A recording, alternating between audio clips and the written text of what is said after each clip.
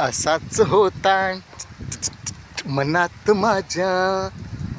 माझा साजन ग, स्वप्नी पाहिला तसा पाहिला माझं कोकण रे माझा राजा.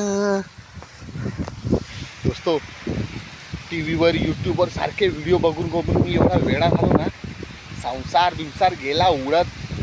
आलो सरळ नेत्रावती पकडल्याने आलो कोकणामध्ये. तुम्ही आता बघू शकताय. बघा, मला सकाळी नाश्त्यासाठी काय काय लागतं पण मी सगळं विसरलो आहे. कारण ही निसर्गाची ताजी हवा खाऊनच मला एवढं पोट माझं तृप्त झालं आहे ना. बघा, बघू शकता तुम्ही. बघा, आजूबाजूला आंब्या फणसाची झाडं, त्या पोफळीमध्ये झाकलं गेलेलं हे घर हे बघा.